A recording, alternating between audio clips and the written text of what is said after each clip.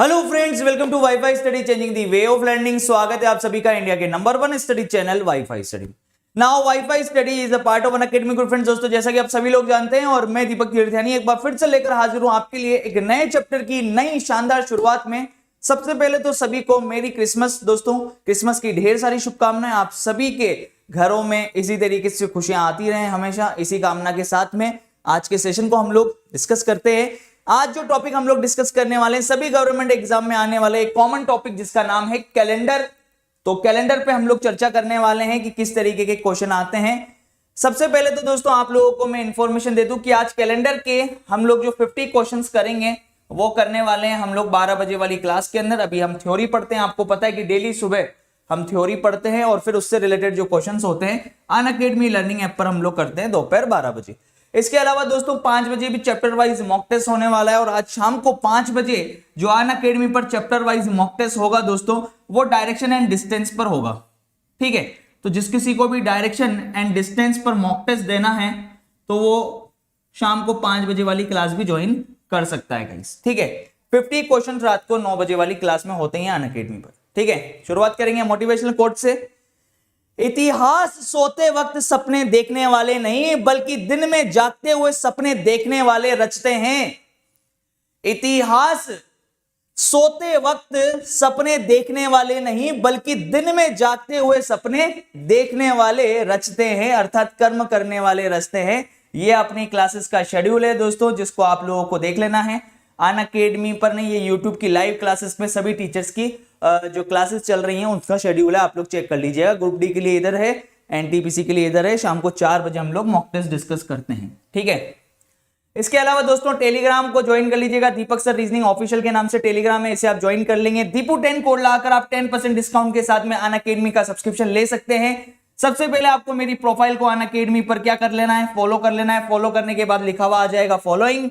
Following लिखा हुआ होने के बाद में दोस्तों आप लोग बैचेस पर जाकर सी ऑल जब करेंगे तो सभी टीचर्स के जो लेटेस्ट बैच है दोस्तों उसे आप लोग ज्वाइन कर पाएंगे। मेरे बैच के साथ में गेट सब्सक्रिप्शन पर जाना है, रेफरल कोड में दीपू 10 कोड लगाना है और भाई साहब बढ़िया तरीके से अप्लाई करते हुए बस पेमेंट कर देना है और उसके बाद आप सारी क्लासेस को ज्वाइन कर पाएंगे। 29 दिसंबर से सभी टीचर्स के बैचेस चालू हो रहे हैं और मेरे बैच के साथ आपको maths, reasoning, GK, GS, English सभी के टॉप एजुकेटर्स के सभी की क्लासेस मिलेगी दीपू 10 कोड लगाकर। ठीक है, चलिए शुरुआत करते हैं। Calendar part 1। कैलेंडर कौन था भाई साहब, जल्दी से बताएंगे कौन था कैलेंडर। कैलेंडर एक साइंटिस्ट था जिसको अपन ग्रेगोरियन कैलेंडर के नाम से, ग्रेगोरियन के नाम से जानते हैं और उसका सरनेम था कैलेंडर, जिसने जो सूरज के चारों ओर चक्कर लगाती है पृथ्वी जो सूरज के चारों ओर चक्कर लगाती है उस टाइम पीरियड को जिसने बखूबी बहुत अच्छे तरीके से आने वाले सभी दिनों के लिए जो सेटिस्फाई किया, जो बनाया, जो व्यवस्थित किया जिस स्ट्रक्चर में, तो उसी के नाम पर हमने कैलेंडर नाम दे दिया उसको। एटलीस्ट हमने नहीं दिया, वो एक साइंटिस्ट था, उसने उस समय को इतना बखूबी 12 महीने और एक एक टाइम को, एक एक सेकंड को इतना बढ़िया तरीके से अरेंज किया कि हम लोग उसी के नाम पर आज हम जानते हैं कैलेंडर। कैलेंडर एक साइंटिस्ट का नाम है जिसका पूरा नाम है ग्रेगोरियन कैलेंडर। ठीक है, तो भाई साहब कैलेंडर पे चलते हैं। आप लोगों ने बचपन से ही एक चीज पढ़ी है कि एक जो सप्ताह होता है, वन वीक जो होता है, ठीक है, एक सप्ताह में कितने दिन होते हैं? 7 दिन होते हैं। फटाफट से जवाब देते जाइएगा। एक सप्ताह में कितने दिन होते हैं? 7 दिन होते हैं। एक सामान्य वर्ष जिसको आप ऑर्डिनरी ईयर भी बोलते हैं, एक सामान्य वर्ष, ठीक है, वैसे एक सौर वर्ष में 365 दिन 6 घंटे 48 मिनट और 56 सेकंड होते हैं।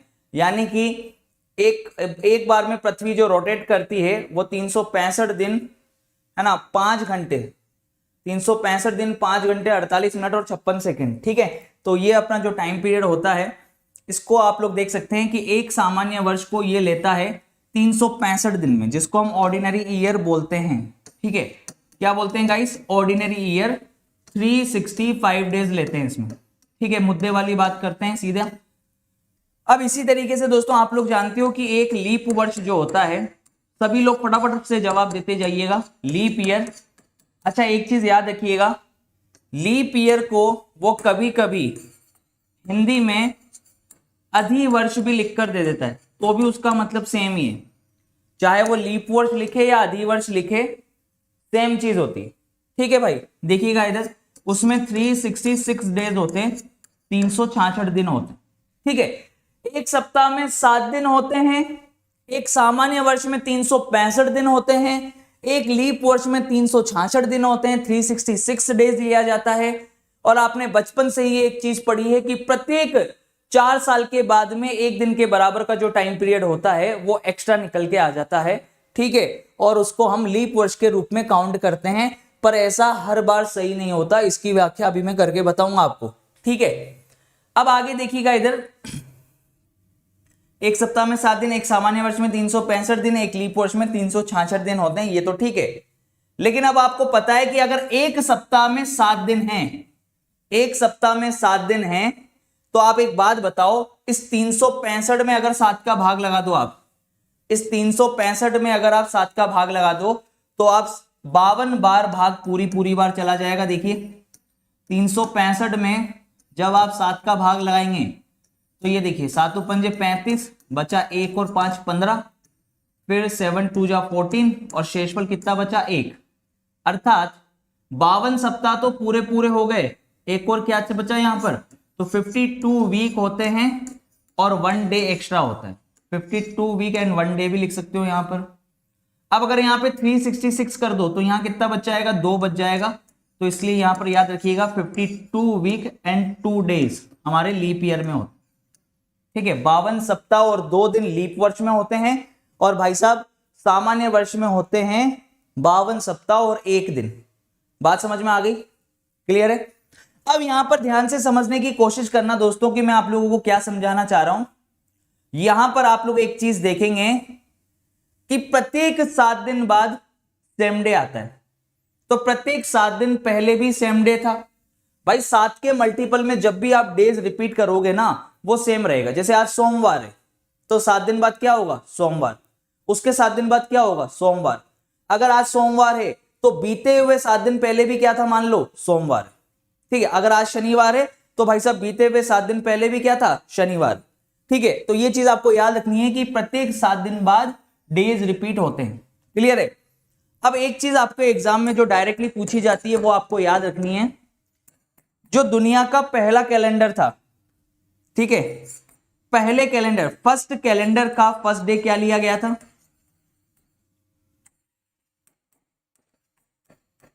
फर्स्ट कैलेंडर का फर्स्ट डे आपको परमानेंटली याद रखना है कि मंडे लिया गया था, सोमवार लिया गया था। फर्स्ट कैलेंडर का फर्स्ट डे क्या लिया गया था, सोमवार। तो साथ में यह भी याद रखना है आपको कि जो first week, first day of first week, ठीक है,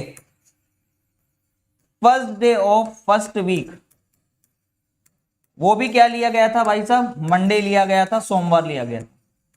यानी जब दुनिया का पहला कैलेंडर हमने बनाया तो उसका पहला दिन हमने सोमवार लिया था, मंडे लिया था, और जो सप्ताह का पहला दिन है वो भी मंडे लिया जाता है, याद रखिएगा।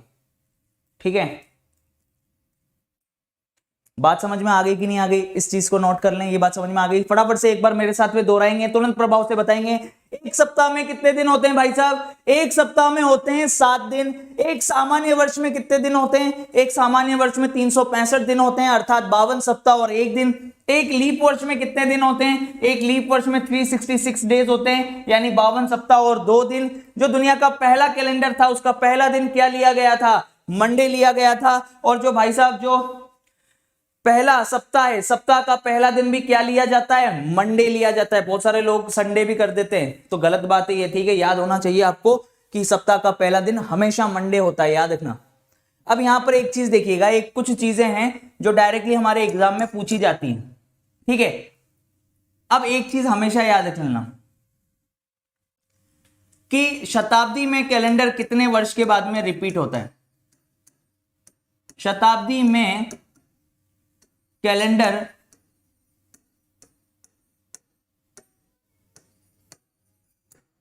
कितने वर्ष के बाद समान अवस्था में आता है, कितने वर्ष के बाद समान अवस्था में आता है। समान दिखाई देता है या समान अवस्था में आता है।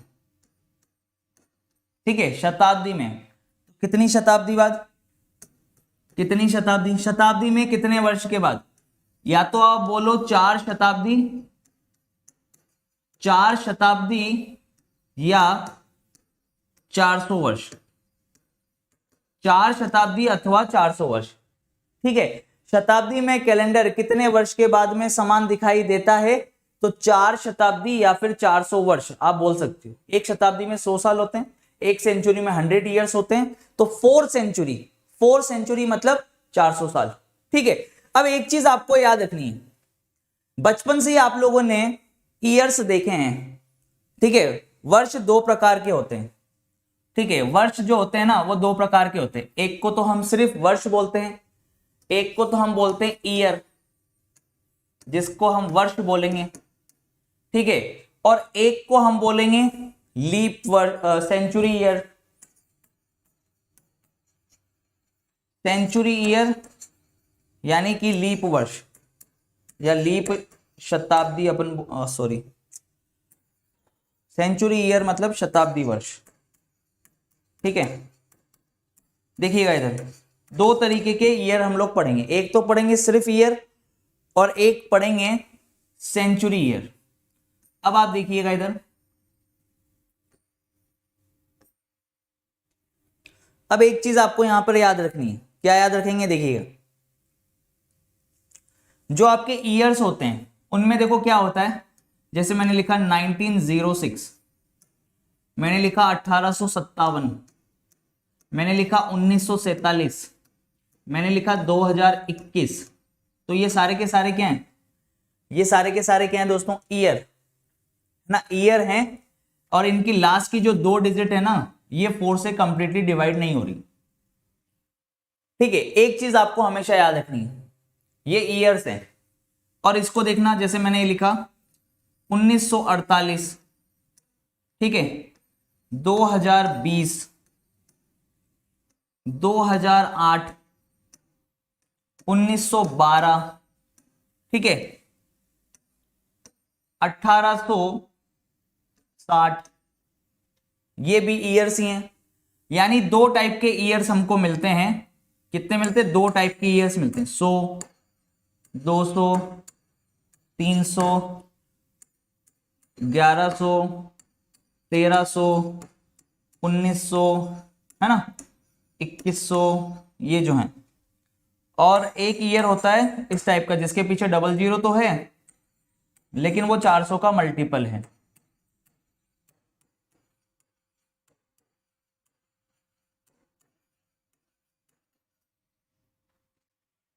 ठीक है,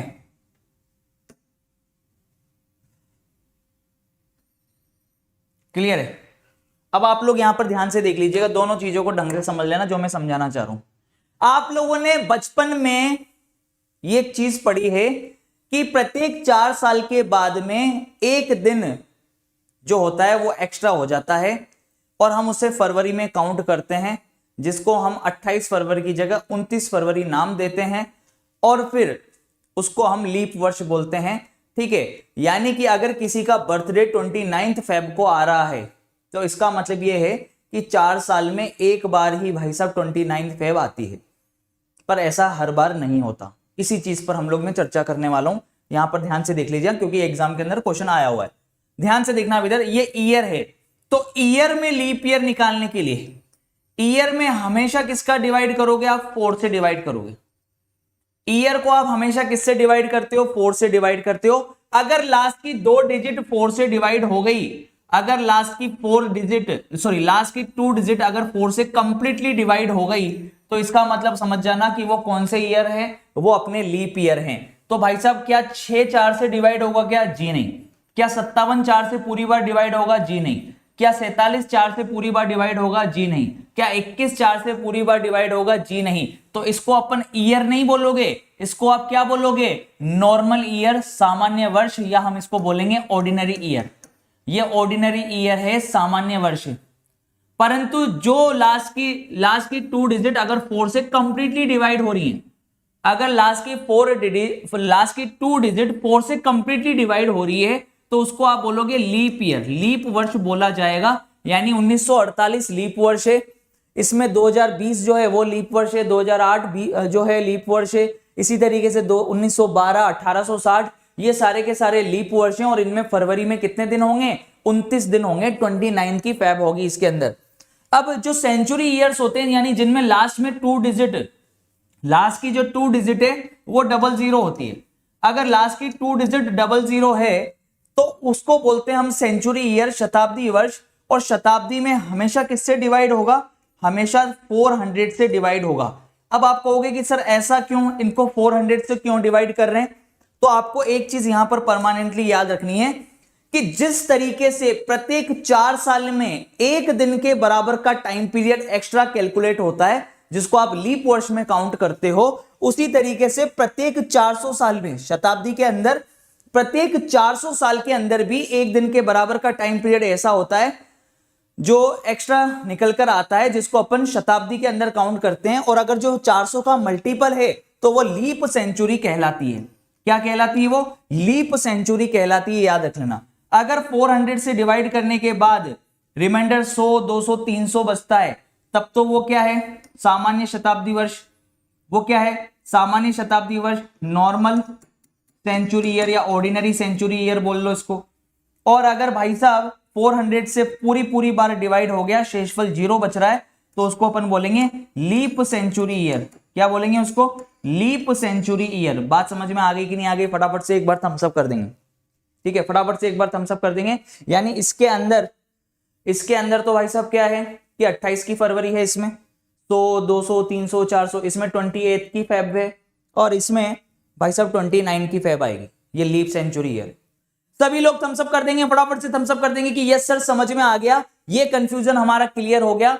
ईयर के अंदर यानी लास्ट की 2 डिजिट अगर 0 नहीं है तो लीप ईयर निकालने के लिए 4 का भाग लगाएंगे, और अगर जिसके पीछे 00 है उसको अपन बोलते हैं सेंचुरी, और सेंचुरी में हमेशा लीप ईयर निकालने के लिए 400 का भाग लगाएंगे। ये चीज बहुत अच्छे से क्लियर हो गई है सर, अब जिंदगी में कभी नहीं भूलेंगे। अब मैं क्यों कह रहा था आपको कि जरूरी नहीं है कि प्रत्येक 4 साल के बाद में लीप ईयर आए। जरूरी नहीं है कि प्रत्येक 4 साल बाद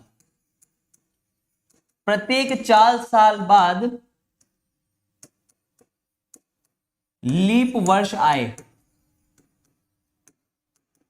जरूरी नहीं है। जैसे समझिएगा, मैंने ले लिया, जैसे आपके सामने ले लिया मैंने 1896 ले लिया 1896। क्या 1896 दोस्तों लीप ईयर है क्या? आप कहोगे yes this is leap year, क्योंकि लास्ट की 2 डिजिट 4 से कंप्लीटली डिवाइड हो रही, लास्ट की 4 डिजिट कंप्लीटली डिवाइड हो रही है, ये लीप ईयर है। यानी इसके अंदर क्या है? 29 फेब आएगा, 29 फेब आएगा, क्योंकि ये 4 से कंप्लीटली डिवाइडेड है। सही है। अब इसके 4 साल बाद कौन सा ईयर आएगा? 1896 में आपने जैसे ही 4 जोड़ा, अब क्या आएगा भाई साहब? अब आएगा 1900। क्या आ गया? 1900।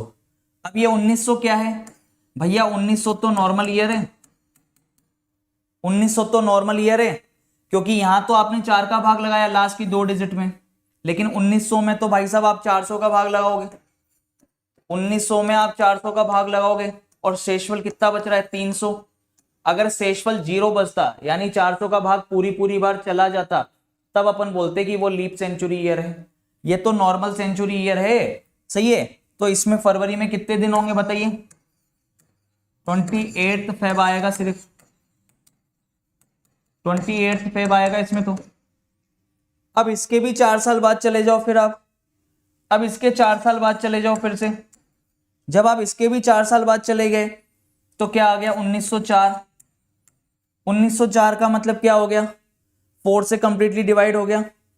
ये क्या हो गया? 4 से कंप्लीटली डिवाइड हो गया, तो भाई साहब ये तो लीप ईयर हो गया।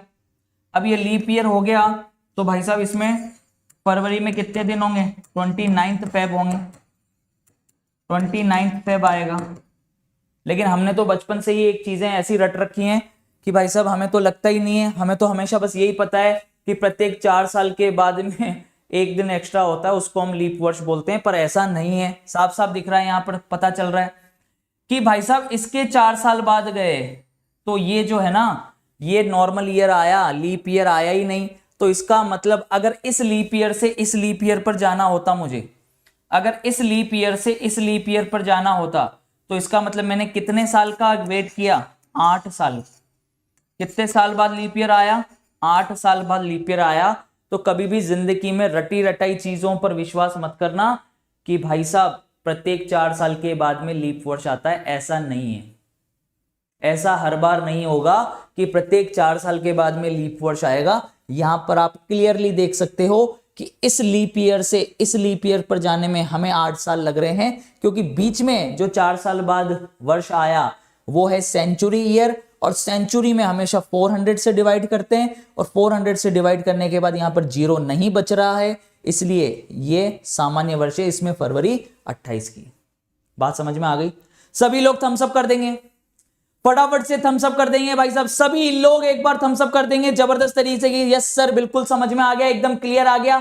सभी लोग एक बार सेशन को शेयर कर दो, दिल से लाइक कर दो। एकदम बेसिक से हम लोग चीजें स्टार्ट की हमने और बहुत ही बढ़िया उम्दा लेवल पर हम लोग खत्म करेंगे। एक सप्ताह में 7 दिन, एक सामान्य वर्ष में 365 दिन अर्थात 52 सप्ताह और 1 दिन, और एक लीप वर्ष में 366 दिन अर्थात 52 सप्ताह और 2 दिन। जो दुनिया का पहला कैलेंडर था उसका पहला दिन मंडे, जो सप्ताह का पहला दिन था वो भी मंडे। शताब्दी में कैलेंडर कितने वर्ष के बाद में समान दिखाई देता है, तो याद रख लेना 4 शताब्दी अर्थात 400 वर्ष। जैसे मैं इसका एग्जांपल भी आपको दे देता हूं। आज कौन सा दिन है, आज है 25 दिसंबर, 25 दिसंबर 2021 है, और इस दिन सैटरडे है। इस दिन क्या है, सैटरडे है भाई साहब। तो अब याद रखना यहां से 400 साल जोड़ दो आप यहां से 400 साल जोड़ दो, 400 साल जोड़ दिए यानी क्या आ गया, 25 दिसंबर 2421, 2421। ठीक है, इस दिन भी क्या होगा, सैटरडे होगा। इस दिन भी क्या होगा भाई साहब, सैटरडे होगा। और इससे अगर 400 साल पहले भी चले जाओगे ना तुम, इससे 400 साल पहले यानी कब, 25 दिसंबर 1621 को भी अगर आप देखोगे ना, तो बीते हुए 400 साल पहले भी क्या था, इसका मतलब सैटरडे था। चाहो तो गूगल पे चेक कर लेना भाई साहब, कैलेंडर 400 साल के बाद में रिपीट होता है, और इसका रीजन भी मैं बताऊंगा कि क्यों रिपीट होता है, क्यों ऐसी घटनाएं क्यों घटती हैं। समझ में आ रहा है कि नहीं आ रहा है, क्लियर है कि नहीं है? तो अब यहां पर देखिएगा इधर, अब बहुत ही इंपॉर्टेंट चीजें और बहुत ही शानदार तरीके से डिस्कशन करते हैं। यहां पर देखिए, आपको ये चीज तो समझ में आ गई कि सेंचुरी में हमेशा 400 का डिवाइड करना है, क्योंकि जैसे 4 साल के बाद में एक दिन के बराबर का टाइम पीरियड एक्स्ट्रा होता है, उसी तरीके से 400 साल में भी एक दिन के बराबर का टाइम पीरियड एक्स्ट्रा होता है। ठीक है, अब देखिएगा यहां पर दोस्तों, बहुत ही इंपॉर्टेंट चीज है, एग्जाम के अंदर जो डायरेक्टली पूछता है, 100 साल और 400 साल वाला कंसेप्ट बहुत बार एग्जाम के अंदर आता है। ठीक है, 100 साल और 400 साल का कंसेप्ट बहुत बार एग्जाम में आता है। 100 साल में 29 फेब कितनी बार आएगी, 29 फेब, या इसको आप बोल सकते हो कि 100 साल में लीप वर्ष कितनी बार आएंगे। ठीक है, 100 साल में 29 फेब, या जिसको हम बोल सकते हैं कि लीप वर्ष कितनी बार आएगा।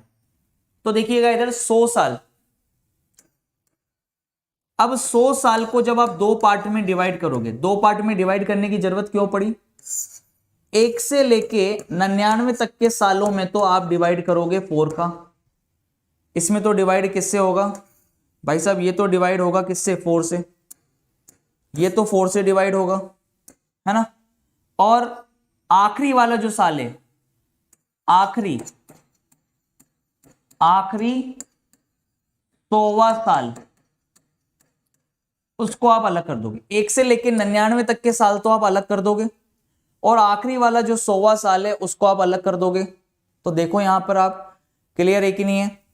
99 को तो आप डिवाइड करोगे 4 से, क्योंकि जो शताब्दी वर्ष है वो तो 400 से डिवाइड होगा, और जो शताब्दी वर्ष नहीं है उनको आप 4 से डिवाइड करते हो लीप वर्ष निकालने के लिए। तो जब 4 का भाग 99 में लगाओगे तो यहां पर कितना आएगा देखिएगा, इस जगह पे कितना आया, 4 दूनी 8, 1 और 9, ये बच गया आपके पास में 19, 4 चौक 16, शेषफल कितना बचा 3।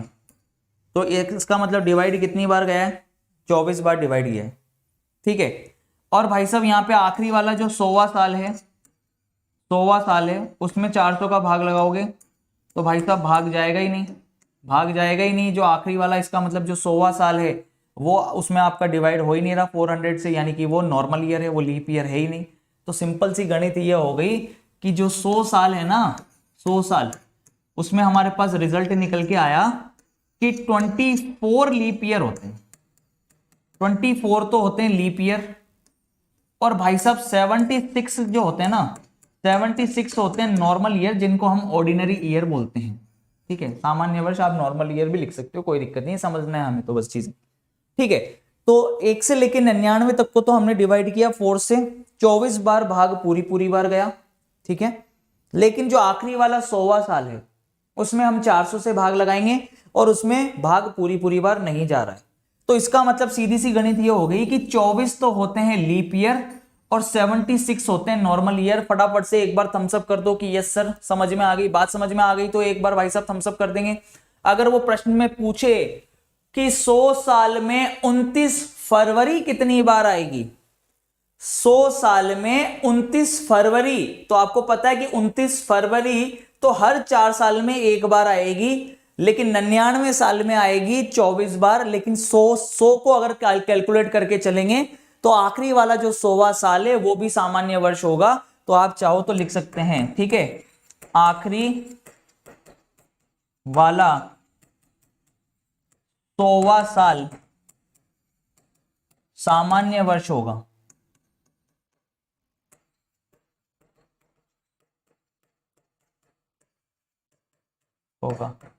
लीप वर्ष नहीं होगा, क्योंकि उसमें 400 से डिवाइड करके हमने देखा कि 400 से डिवाइड नहीं हो रहा है, ठीक है। अब क्वेश्चन के अंदर पूछा जाता है कि 400 साल में 29 फेब, या फिर जिसको हम बोलते हैं लीप वर्ष, 400 साल में 29 फेब या फिर लीप वर्ष कितनी बार आएगा। 400 साल में 29 फेब या जिसको हम बोलते हैं कि लीप वर्ष कितनी बार आएगा। तो देखो आप इधर 400 साल का निकालोगे आप गाइस, 400 साल का निकालोगे तो 400 साल का कैसे निकालोगे भाई, 1 से लेके 100 तक अलग कर लो, है ना। फिर ऐसे ही 101 से लेके 200 तक अलग कर लिया हमने। एक एग्जांपल के तौर पर समझा रहा हूं ताकि हम कभी भूले ना। बेसिक कंसेप्ट हमेशा स्ट्रॉन्ग होने चाहिए। बेसिक कंसेप्ट स्ट्रॉन्ग है तो प्रश्न कैसा भी दे दे आप कभी भी घबराओगे नहीं, आप डट के सामना करोगे प्रश्न का, ठीक है। अब देखिएगा इधर यहां पर हमें 400 साल में निकालना है कि 400 साल में 29 फरवरी या लीप वर्ष कितनी बार आएगा। तो दोस्तों यहां पर आप लोग जानते हैं कि 1 से लेके 100 तक के जो साल हैं उसमें 24 बार, 101 से लेके 200 हैं उसमें भी 24 बार, 201 से लेके 300 इन 100 सालों में भी 24 बार। परंतु दोस्तों 301 से लेके 400 जो साल होंगे ना, 301 से लेके 400 जो साल होंगे इसमें 24 की जगह कितने होंगे, 25 होंगे। क्या आपको यह बात समझ में आई कि ऐसा क्यों हुआ? क्योंकि जो 100वां साल है वो नॉर्मल ईयर है, यहां पर इसमें 400 का भाग पूरी बार नहीं जा रहा। जो 200वां साल है वो भी नॉर्मल ईयर है, इसमें 400 का भाग पूरी बार नहीं जा रहा। जो 300वां साल है इसमें भी 400 का भाग पूरी बार नहीं जा रहा, इसलिए ये नॉर्मल ईयर है। लेकिन जो 400वां साल है दोस्तों वो लीप ईयर है, उसमें 400 का भाग पूरी बार जा रहा है। सही है नहीं है? देखिए इधर वो 400 का भाग पूरी बार जा रहा है उसके अंदर। तो टोटल कितने हो गए, 24 + 24 + 24 + 25, यानी आंसर कितना निकल के आया, 97। ये बात ध्यान रख लेना, ये लीप ईयर है भाई साहब, क्योंकि 400 का भाग पूरी बार चला जाएगा इसमें। 400 का भाग लगाओगे तो भाई साहब 400 में तो पूरी बार चला जाएगा ना, यानी रिमाइंडर कितना बचेगा, 0। अगर रिमाइंडर 0 बचेगा तो वो फिर क्या होगा, वो लीप ईयर होगा हमारा, नॉर्मल ईयर नहीं होगा। ये सब तो नॉर्मल ईयर है, लेकिन 400 का भाग पूरी बार चला गया उसमें, इसलिए एक दिन एक्स्ट्रा हो गया उसमें, है ना, फरवरी वाला, 29 फरवरी वाला। ठीक है, ये हो गया। अब दोस्तों आपके दिमाग में कभी ये चीज नहीं आई, पर फिलहाल अपन इसको देखते हैं। 100 साल में कितनी आए, चलो 100 साल में फटाफट से याद कर लो। 100 साल में 29 फरवरी कितनी बार आएगी, 24 बार। 400 साल में 29 फरवरी कितनी आएगी, कितनी बार आएगी, 97 बार। लेकिन अगर मान लीजिए प्रश्न के अंदर ये पूछा कि 100 साल में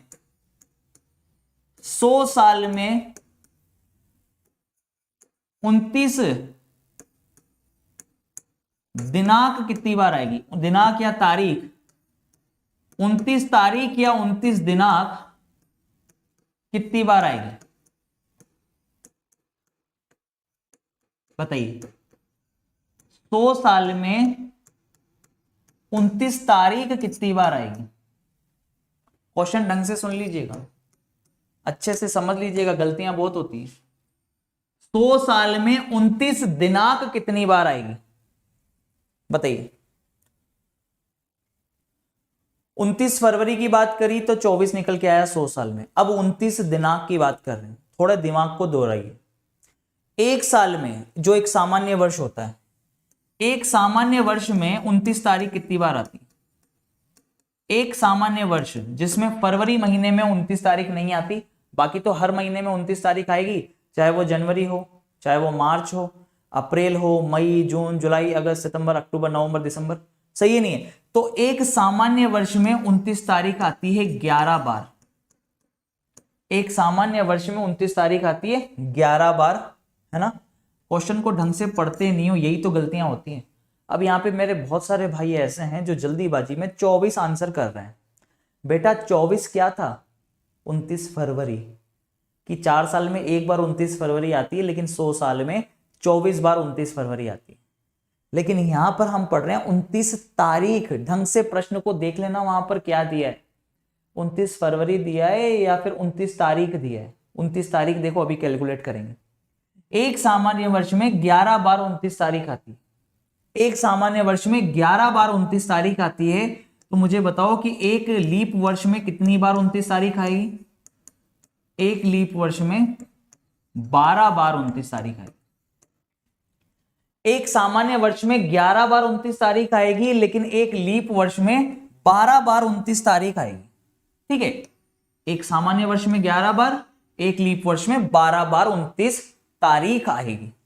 अब हमसे पूछा है 100 साल का, कि 100 साल में 29 तारीख कितनी बार आएगी। अब आप खुद सोचिए कि 100 साल में हमको पता है कि 24 तो होते हैं लीप ईयर, है ना, और 100 साल में 76 होते हैं नॉर्मल ईयर, ऑर्डिनरी ईयर। अब एक लीप वर्ष में 12 बार 29 तारीख आती है, तो 24 को तो गुणा कर देंगे 12 से, और एक सामान्य वर्ष में 11 बार 29 तारीख आती है, तो 76 को गुणा कर देंगे किससे, 11 से। इसको कैलकुलेट करेंगे, 12 चौक 48 का 8, ठीक है, यहां पे 4, 12 दूनी 24 और 4 28, तो ये डाटा निकल के आया 288, और ये डाटा निकल के आएगा 11 छिंग 66, फिर 6 केरी में, 11 7 77 और 6 83, 836। अब आप इन दोनों को जोड़ दीजिए, इन दोनों को जोड़ देंगे तो आपके पास में जो डाटा निकल कर आएगा, वो डाटा निकल के आएगा 1124। क्या डाटा निकल के आया, 1124। तो मेरे भाई ढंग से और आराम से देख लें, 29 फरवरी पूछेगा तो 24, लेकिन अगर 29 तारीख या 29 दिनांक पूछेगा कि 100 साल में 29 दिनांक कितनी बार आती है, तो आंसर क्या बनेगा, 1124। सभी लोग थम्स अप कर देंगे फटाफट से कि यस सर क्लियर हो गया, सारी पिक्चर एकदम क्लियर है, बढ़िया तरीके से समझ में आ गया। क्योंकि एक सामान्य वर्ष में 11 बार 29 तारीख आती है, तो 76 सामान्य वर्ष में 836 बार, एक लीप वर्ष में 12 बार 29 तारीख आती है, तो 24 लीप वर्ष में 288 बार, दोनों को जोड़ दिया तो 1124 आ गया। अब मेरा प्रश्न आप लोगों से यह है कि 400 साल में 29 तारीख कितनी बार आती है। 400 साल में 29 तारीख कितनी बार आती है? 400 साल में 29 तारीख कितनी बार आती है? 400 साल में 29 तारीख कितनी बार आती है? प्रश्न हमारा यह है कि 400 साल में 29 तारीख कितनी बार आती है? 400 साल। ठीक है, अब आप देखिए यहां पर 400 साल का निकालना है, तो दोस्तों हम लोग जानते हैं कि 400 साल का मतलब हो गया 100, 200, 300, 300 साल और ये 400। ठीक है ना, 1 से 100, 101 से 200, 201 से 300, 301 से 400। ठीक है, अब भाई साहब आप लोग जानते हो कि 100 साल में आया 1124, 200 साल में भी आएगा 1124, 300 साल में भी आएगा 1124 और भाई साहब 400 साल का अगर पूछ रहा है तो यहां आएगा 1125। कितना आएगा? 1125 आएगा लास्ट में। क्यों? क्योंकि जो 100वां साल है वो हमारा नॉर्मल ईयर है, इसमें 29 की फरवरी नहीं है। जो 200वां साल है ये भी नॉर्मल ईयर है, इसमें 29 की फरवरी नहीं है। जो 300वां साल है ये भी नॉर्मल ईयर है, इसमें भी 29 की फरवरी नहीं है। लेकिन जो 400वां साल है वो लीप ईयर है भाई साहब, लीप ईयर है तो एक 29 तारीख और एक्स्ट्रा हो गई ना।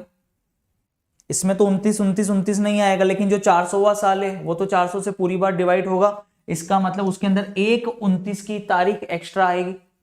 आएगी कि नहीं आएगी? अब आप जब आप इनको जोड़ोगे तो टोटल डाटा कितना निकल के आएगा आपके पास में? टोटल डाटा आपके पास में निकल के आएगा 4497। क्या डाटा निकल के आया? 4497। तो आपको याद करने के लिए आपको परेशान होने की आवश्यकता नहीं है, याद तो आप ऐसे ही कर लोगे। देखो कैसे याद कर लोगे आप, ये देखिए, देखना, अगर आपसे पूछा जाता है, अगर आपसे पूछा जाता है कि 100 साल में, 100 साल में, देखना इधर, इधर ले लिया 100 साल, इधर ले लिया 400 साल। अगर आपसे पूछा जाता है कि 100 साल में 29 फरवरी की बात करें, 29 फेब, या क्वेश्चन ऐसे भी पूछ सकता है कि लीप वर्ष कितने आते हैं, 100 साल में 29 फरवरी या लीप वर्ष कितने आते हैं, तो भाई साहब आपका डाटा बनेगा कि 100 साल में 29 फरवरी आती है 24 बार। 400 साल में 29 फरवरी कितनी बार आती है? 97 बार। लेकिन अगर वो पूछता है कि 100 साल में 29th डेट या 29th तारीख कितनी बार आती है, तो भाई साहब 100 साल में 29 तारीख आती है 1124 बार और 400 साल में 29 तारीख आती है 4497 बार। याद करने का सबसे बढ़िया तरीका यह है, फरवरी बोले तो 100 में 24 और तारीख बोले तो भी 100 में 24 को आपको हाईलाइट करना है। 24 24 100 के लिए रहेगा, 29 फरवरी या 29 तारीख। 400 साल के लिए आप ऐसे याद कर सकते हैं 97 और 44 97। ठीक है, 24 24 97 97। याद हो गया कि नहीं हो गया? फटाफट से एक बार थम्स अप कर देंगे कि यस सर क्लियर हो गई चीजें, कोई दिक्कत नहीं, कभी नहीं भूलेंगे। ठीक है, अब क्योंकि मैं आप लोगों से एक प्रश्न पूछने वाला हूं, यहां पर प्रश्न मेरा यह है दोस्तों, क्वेश्चन मेरा यह है कि 600 साल में 29 फेब कितनी बार आएगी?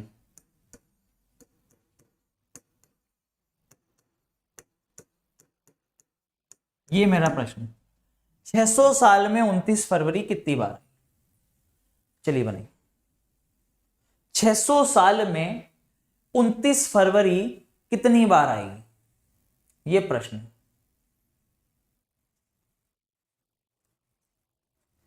600 साल में 29 फरवरी दोस्तों कितनी बार आएगी?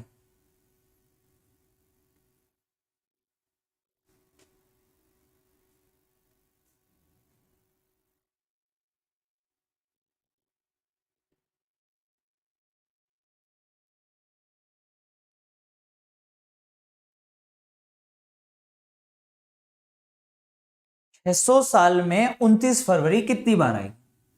भाई साहब 600 साल का पूछा है, 600 साल का पूछा है, तो 600 साल में से ये 400 साल अलग कर लो ना, 1 to 400 अलग कर लो, क्योंकि इनका तो तुम्हें पता है कि 400 साल में 97 बार 29 फरवरी आती है।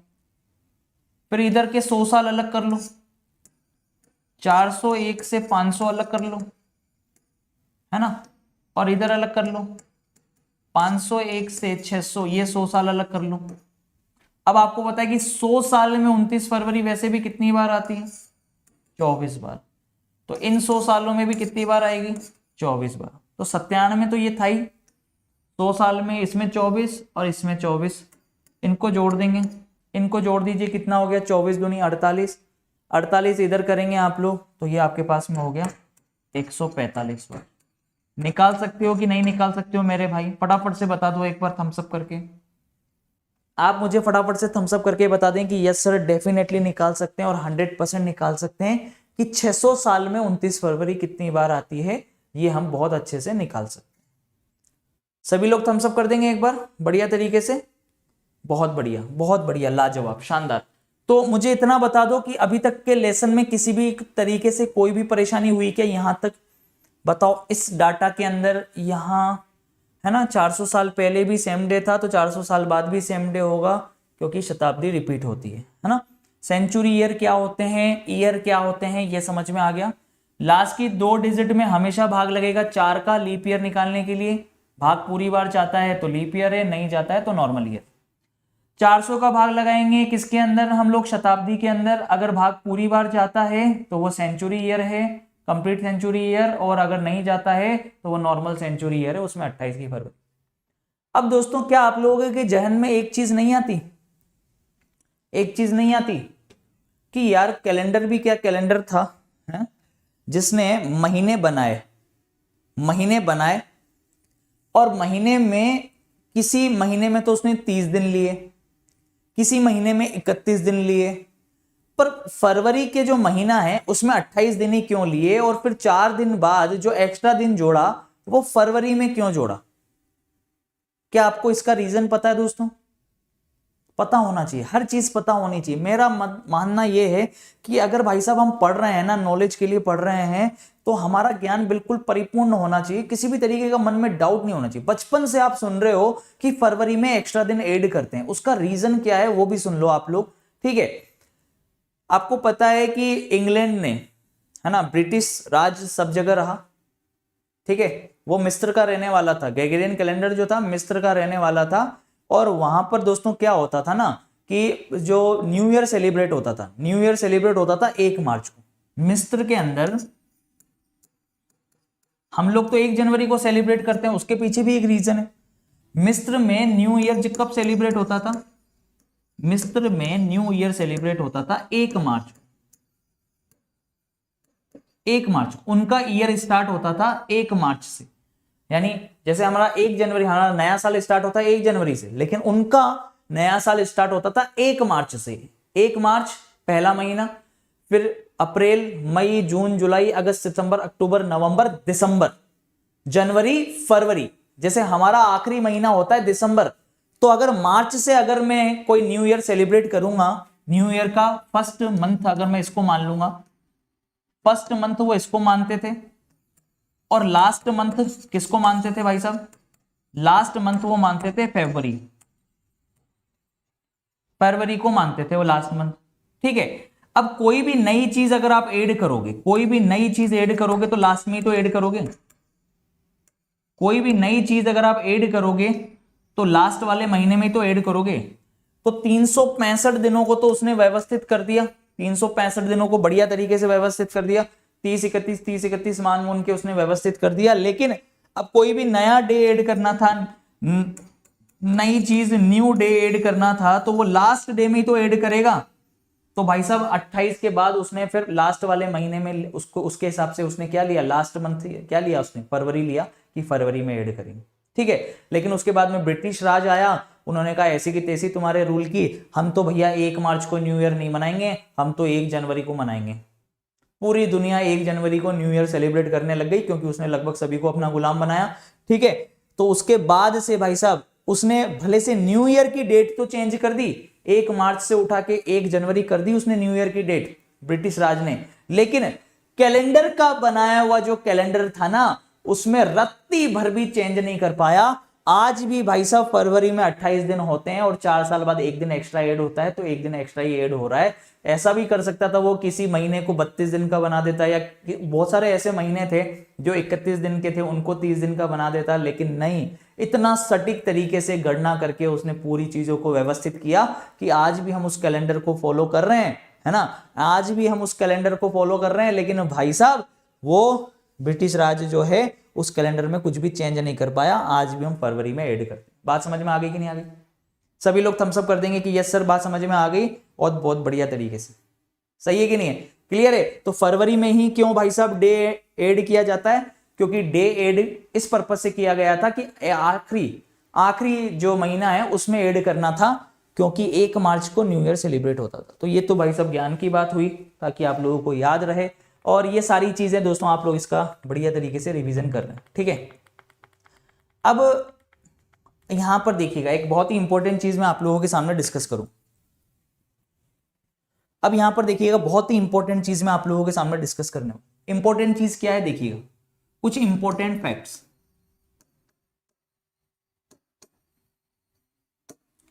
इंपॉर्टेंट फैक्ट्स जो आपको हमेशा याद रखने हैं। अगर महीने में देखिएगा, जैसे आज मान लीजिए, एक सपोज करता हूं, एक फैक्ट बताता हूं मैं आपको, जैसे कि आज मान लीजिए 1 जनवरी है, 1 जनवरी है, मैंने ले लिया कि 1 जनवरी को मंडे है, 1 जनवरी को क्या है? मंडे, जिसको हमने बोल दिया सोमवार, 1 जनवरी को है सोमवार। ठीक है, तो मुझे बताओ कि 7 जनवरी को क्या होगा? 7 जनवरी को क्या हो जाएगा? ये कंप्लीट 1 वीक कंप्लीट हो गया आपका, ये हो गया 1 वीक कंप्लीट। ठीक है, ये आपका 1 वीक कंप्लीट हो गया। ठीक है, यहां से लेके यहां तक, यहां से लेके यहां तक ये 1 वीक कंप्लीट हो गया। अब 1 वीक कंप्लीट हो गया तो जल्दी से मुझे बता दो, 1 जनवरी को अगर मैंने सोमवार लिया तो 7 जनवरी को क्या होगा दोस्तों? 7 जनवरी को क्या होगा? 1 जनवरी को अगर सोमवार है तो जल्दी से बता दो फटाफट से।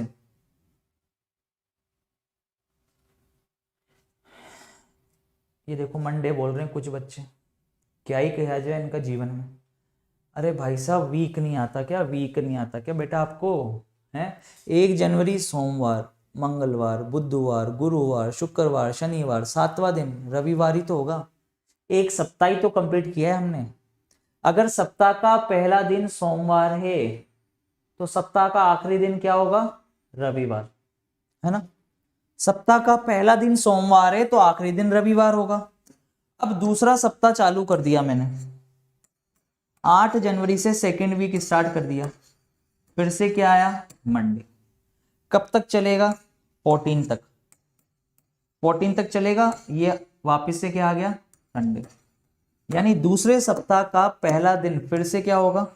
मंडे, तो आखिरी दिन क्या होगा? संडे। ठीक है, ऐसे ही चलते जाएंगे चलते जाएंगे चलते जाएंगे चलते जाएंगे।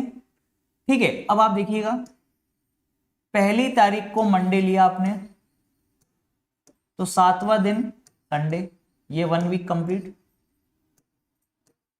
फिर ऐसे ही दूसरा लेंगे वीक आप, 8 से लेके 14 सेकेंड वीक। ऐसे ही तीसरा वीक लेंगे आप 15 से लेके 21। चौथा वीक आप लेंगे, देखना कहां से लेके कहां तक? 22 से लेके 28 तक, ये चौथा वीक हो गया। ठीक है, पहला दिन क्या लिया आपने? मंडे, फिर लास्ट डे संडे, फिर से मंडे, लास्ट डे संडे, फिर से मंडे, लास्ट डे संडे, फिर से मंडे और लास्ट डे संडे। अब मान लीजिए दिन आ गया 29वां, किसी महीने का 29वां दिन आ गया, किसी महीने का 29वां दिन आ गया। तो भाई साहब एक चीज याद रख लेना, फैक्ट बता रहा हूं किसी महीने की पहली तारीख को जो वार होगा ना, वही वार आपका 29 तारीख को होगा। किसी महीने का पहला दिन जो है ना, वही आपका 29वां होगा, डायरेक्टली याद रखना। किसी महीने का दूसरा दिन किसके बराबर होगा? 30वें के। 30वां दिन क्या हो जाएगा? ट्यूसडे। 2 तारीख को ट्यूसडे। पहली तारीख को जो होगा वो 29 तारीख को होगा, दूसरी तारीख को जो होगा वो 30वीं तारीख को होगा, और तीसरी तारीख को जो होगा वो उस महीने के 31वां दिन होगा, अगर वो 31 दिन का है। ठीक है, तो ये बात याद रख लेना फटाफट से। अगर कोई महीना 29 दिन का है तो वो जिस वार को प्रारंभ हो रहा है उसी वार को समाप्त होगा। अगर कोई महीना 30 तारीख का है तो वो जिस वार को प्रारंभ हो रहा है, जैसे सोमवार को प्रारंभ हो रहा है, तो उसके अगले दिन समाप्त होगा, यानी ट्यूसडे को समाप्त होगा।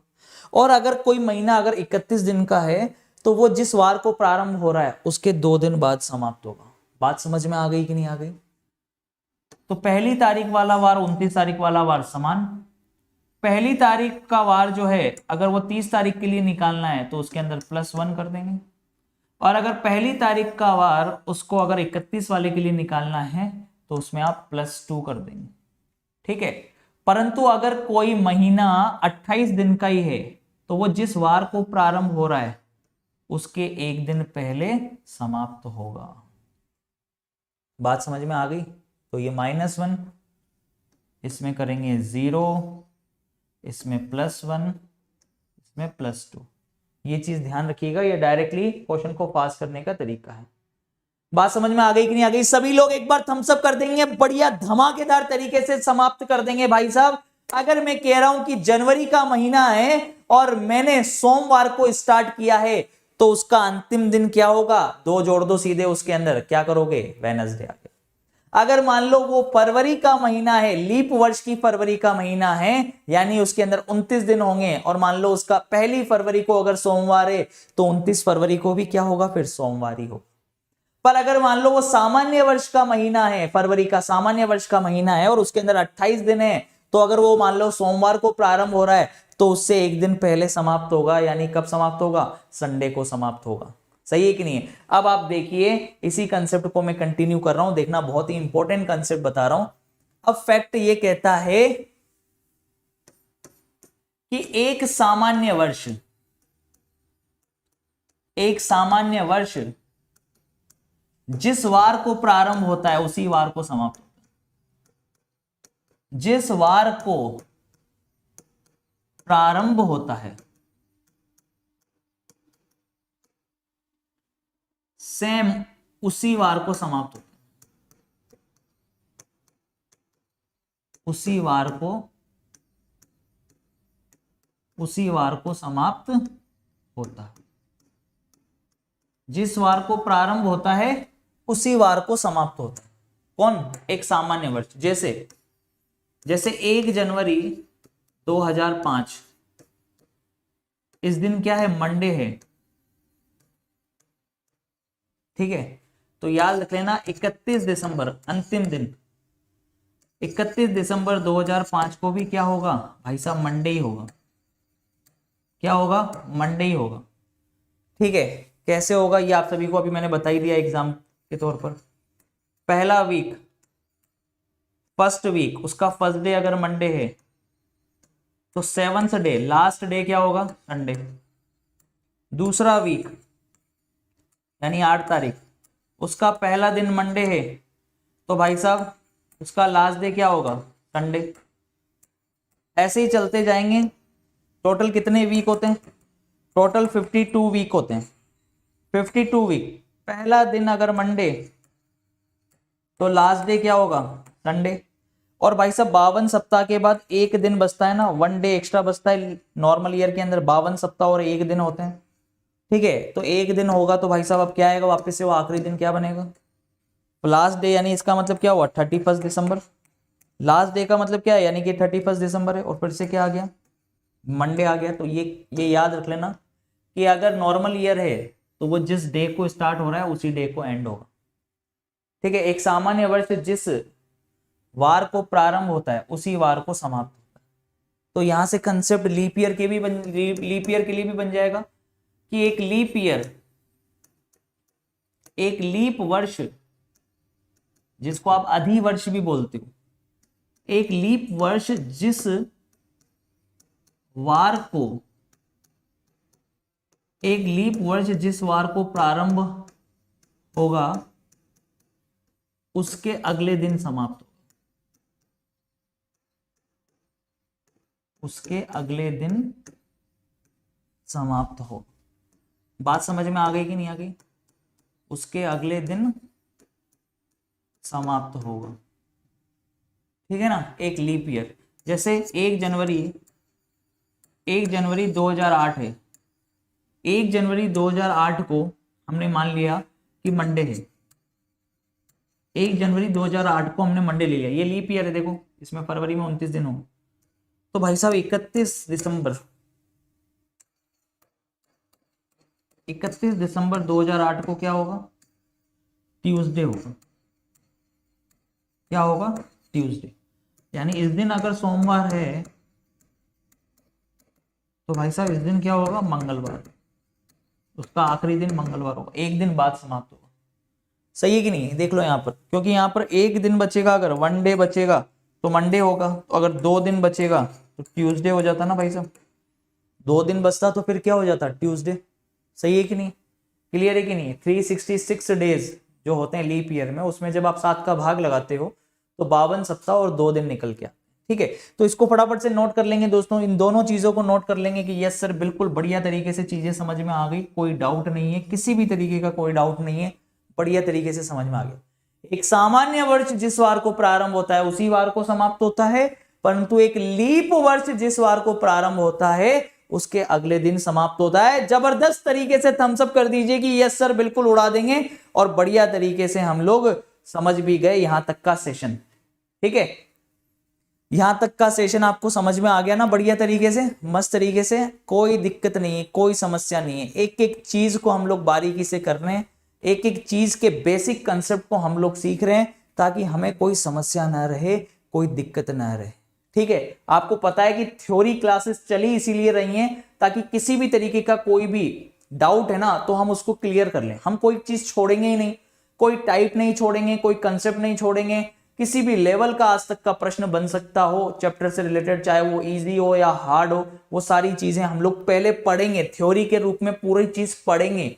ठीक है, अब इसकी प्रैक्टिस कहां से करेंगे सर? सर थ्योरी तो पढ़ेंगे, पर डेली के डेली आपको पता है ना कि हम थ्योरी की प्रैक्टिस भी करते हैं, तो प्रैक्टिस कहां से करेंगे? अब देखिए, मैं तो आपको दोनों चीजें करवा रहा हूं, अब आपके ऊपर डिपेंड करता है कि आपको कितनी चीजें समझ में आती हैं। ठीक है, हम सुबह मॉर्निंग में तो हम थ्योरी करते हैं, आपको पता है कि हम लोग यहां पर तो हम लोग थ्योरी कर रहे हैं। ठीक है, फिर 12 बजे जो क्लास होती है दोपहर में, 12 बजे जो क्लास होती है वो हमने प्रैक्टिस के लिए रखी हुई है, यानी इसी चैप्टर की जो हम थ्योरी पढ़ेंगे उससे रिलेटेड हम प्रैक्टिस डेली करेंगे। ठीक है, अब आपको कितनी बात समझ में आई कितनी नहीं आई ये आपके ऊपर है। मैं तो आपको थ्योरी भी करा रहा हूं, मैं आपको प्रैक्टिस भी करा रहा हूं। आज मैं आपको कम से कम भी नहीं तो बहुत ही इंपॉर्टेंट चीज 50 क्वेश्चंस की प्रैक्टिस करवाऊंगा, बढ़िया तरीके से 50 क्वेश्चंस की प्रैक्टिस करवाऊंगा। तो भाई साहब आ जाइएगा क्लास के अंदर, बहुत मजा आने वाला है। ठीक है ना? तो अभी आप लोग थ्योरी कर रहे हो, थ्योरी की पीडीएफ आपको मिल जाएगी, नीचे कमेंट बॉक्स में पिन कर देंगे। 12 बजे फिक्स 12 बजे आप लोग आ जाइएगा, शानदार धमाकेदार तरीके से 50 क्वेश्चंस की प्रैक्टिस करेंगे।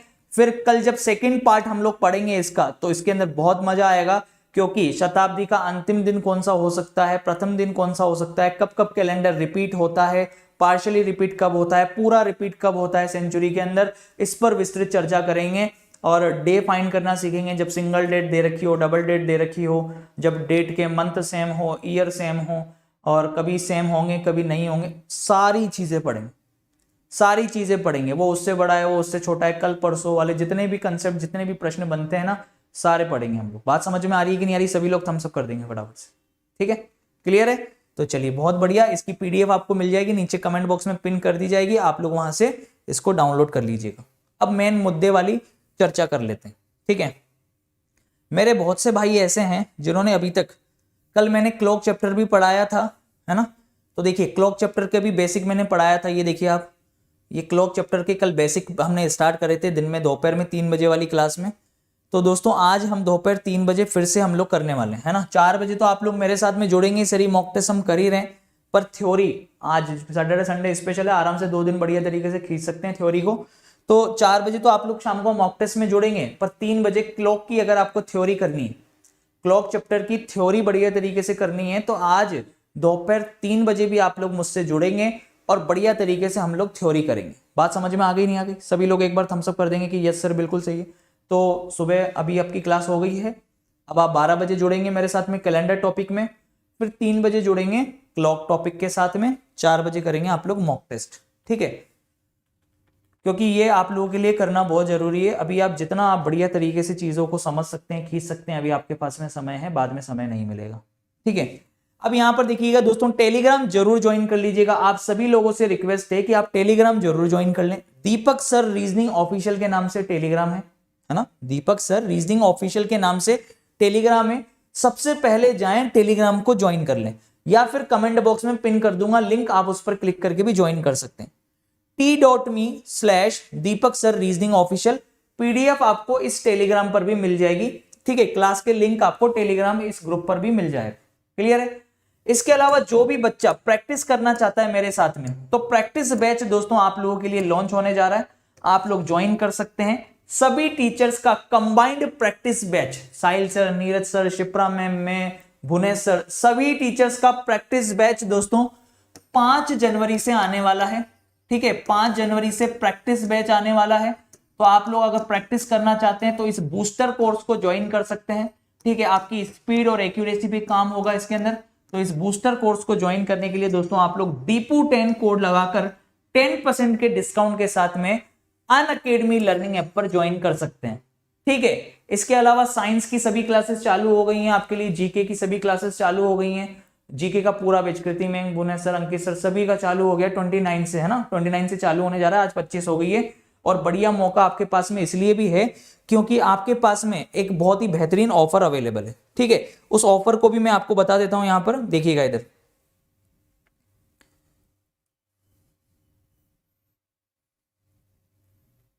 ठीक है। यहां पर देखिएगा, कल वैसे मैंने बताया था, अभी मैं आपको बता देता हूं एक बार। देखिए ये ऑफर है, देखिए 29 से देखिए 29 से सभी टीचर्स के बैच चालू हो रहे हैं, जिसमें कृति मैम, भुवनेश सर, अंकित सर सभी लोग पढ़ा रहे हैं। ये स्पेशल जीएस बैच होगा जो कि एसएससी कैटेगरी में भले से हो, लेकिन ये रेलवे वालों के लिए भी उतना ही इंपॉर्टेंट है जितना कि दोस्तों पुलिस पटवारी वालों के लिए इंपॉर्टेंट है। तो ये भाई साहब 29 से चालू हो रहा है। और सबसे मेन इंपॉर्टेंट चीज ये है दोस्तों कि इसके अंदर रेज हैंड का ऑप्शन आपके पास में अवेलेबल है, ठीक है। और जो प्राइजेस हैं वो आप सबसे पहले देख सकते हैं कि दिसंबर के ऑफर की प्राइजेस देख सकते हैं। 12 महीने का अगर आप सब्सक्रिप्शन लेते हैं 28 और 29 को, क्योंकि 29 तक है ना, 29 को तो चालू ही हो रहा है बैच, तो उससे पहले आपके पास में ऑफर है। ऑफर वैलिड फ्रॉम 28 से 29 बस 2 दिन के लिए वैलिड है। 29 से तो चालू हो जाएगा, तो एक दिन पहले अगर अभी आप बैच लेंगे तो कोई दिक्कत नहीं है, लेकिन अगर आप 28 या 29 तारीख को अगर आप बैच लेते हैं तो एसएससी के अंदर 12 महीने के सब्सक्रिप्शन पर आपको 4 महीने का फ्री सब्सक्रिप्शन मिलेगा, ठीक है। और भाई साहब 24 महीने के सब्सक्रिप्शन पर 8 महीने का फ्री सब्सक्रिप्शन मिलेगा। एसएससी और बैंक का अगर कॉम्बो ऑफर लेते हैं तो 12 महीने के सब्सक्रिप्शन पर 6 महीने का फ्री सब्सक्रिप्शन है, ये सिर्फ 2 दिन के लिए वैलिड रहेगा। और 24 महीने के सब्सक्रिप्शन पर 12 महीने का फ्री सब्सक्रिप्शन है। लेकिन अगर आप आने वाले समय के लिए प्रिपेयर कर रहे हैं तो मैं तो कहूंगा कि इस पे फोकस करना। सीईटी एग्जाम के लिए अगर आप प्रिपेयर कर रहे हैं, यानी एसएससी, बैंक, रेलवे के लिए जो कॉमन आपका पता है कि कॉमन होने वाला है भाई टेस्ट, तो अगर आप उसके लिए तैयारी कर रहे हैं तो 12 महीने के सब्सक्रिप्शन पर 6 महीने का फ्री सब्सक्रिप्शन है, 24 महीने के सब्सक्रिप्शन पर 12 महीने का फ्री सब्सक्रिप्शन है। DPU10 कोड लगाकर आप लोग ज्वाइन कर सकते हैं। ऑफर वैलिड फ्रॉम 28 और 29 को वैलिड है, ठीक है भाई। क्लियर है, बात समझ में आ गई होगी। तो आप लोग जाइए अनअकैडमी लर्निंग ऐप पर फॉलो करिए और बढ़िया तरीके से आप लोग इसे ज्वाइन कर सकते, DPU10 कोड लगा। अब बात करते हैं दोस्तों, यहाँ पर 12 बजे हम लोग मिलने वाले हैं, 25 दिसंबर का आज दिन है, और हम लोग कैलेंडर के क्वेश्चंस को अभी हम लोग करेंगे अनअकैडमी लर्निंग ऐप पर बढ़िया तरीके से। फिर रात को 9 बजे मिक्स क्वेश्चन का मॉक टेस्ट करेंगे, ठीक है। तो ये सारे बेनिफिट आपको मिलने वाले हैं। Okay guys, thank you so much. आशा करता हूं कि सारी चीजें आपको समझ में आ गई होगी। कोई भी इनअप्रोप्रिएट कंटेंट देखते हैं तो आप लोग इन्फॉर्म कर सकते हैं और बहुत सारे प्राइजेस जीत सकते हैं। इस सेशन की जो पीडीएफ है दोस्तों, उसका लिंक आपको नीचे कमेंट बॉक्स में पिन कर दिया जाएगा। उस पीडीएफ को आप लोग डाउनलोड कर लेंगे, ठीक है। सेशन को लाइक और शेयर करना बिल्कुल ना भूलिएगा, और अगर चैनल पे नए हैं तो सब्सक्राइब कर लीजिए चैनल को, बेल आइकन प्रेस कर लीजिए, ठीक है। मिलते हैं 12 बजे वाली क्लास के अंदर। उसका लिंक भी मैं कमेंट बॉक्स में पिन कर दूंगा। आधा घंटा बचा हुआ है, आप लोग आराम से नहा धो लीजिए, कुछ नाश्ता वगैरह करना है तो कर लीजिए। फिर 50 क्वेश्चन करेंगे कैलेंडर के, ठीक है भाई। 3 बजे वाली क्लास जो होगी बेटा क्लॉक की, वो कल भी यूट्यूब पर हुई थी, आज भी यूट्यूब पर होगी, ठीक है। Bye, take care, have a nice day. उम्मीद करता हूं आपको बहुत मजा आया होगा, बहुत कुछ सीखने को मिला होगा। एक बार फिर से तहे दिल से मेरी ओर से मेरी क्रिसमस। हमेशा खुश रहें, मुस्कुराते रहें और आगे बढ़ते रहें। बाय।